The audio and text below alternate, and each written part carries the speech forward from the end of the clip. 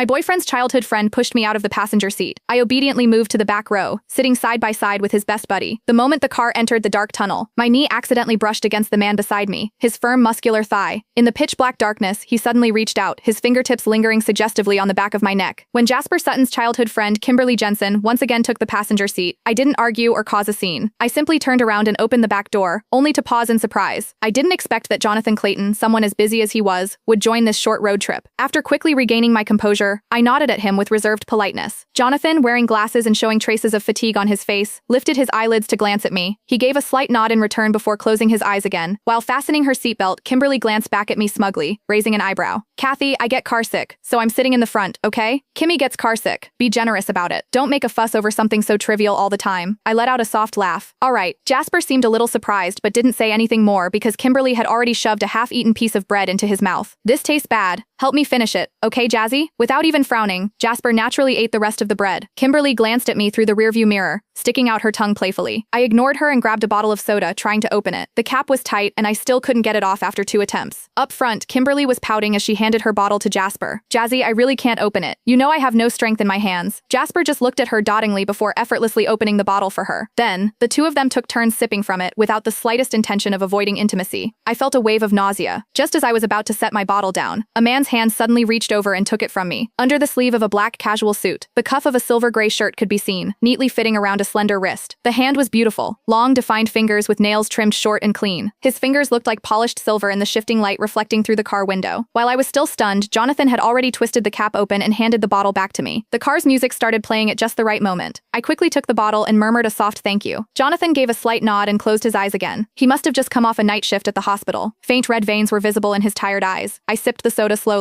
The car had merged smoothly onto the main road. Kimberly's birthday was coming up, so Jasper organized this short road trip to celebrate. About 7 to 8 of us were in 3 cars, heading to a hot spring resort 100 miles away. Not long after we started driving, Kimberly practically glued herself to Jasper's side. The music was loud, making it hard to hear what they were saying, but they were clearly enjoying themselves. Lately, Jasper and I have had several unpleasant arguments because of his inappropriate closeness with Kimberly. He promised to be more mindful next time. But whenever he saw Kimberly again, that promise vanished into thin air. Suddenly, everything felt meaningless to me. I lowered my head, chuckled to myself, then turned to look out the window. The mountain roads twisted and turned, with the occasional loose rock scattered along the path. As the car jolted, I couldn't help but lean to the side. My bare knee under my skirt brushed against Jonathan's thigh, pressed tightly against it. I wanted to move away instinctively, but then I noticed a faint reddish mark on Kimberly's neck. Even a fool could recognize it. A kiss mark. There was no need to guess who left it. In that instant, a surge of defiance rose within me, and I simply froze, leaving my knee where it was. Just then, Jonathan opened his eyes and looked at me. I pretended to be perfectly calm, staring straight ahead, refusing to meet his gaze. Yet my knee, pressed against the outside of his thigh, subtly shifted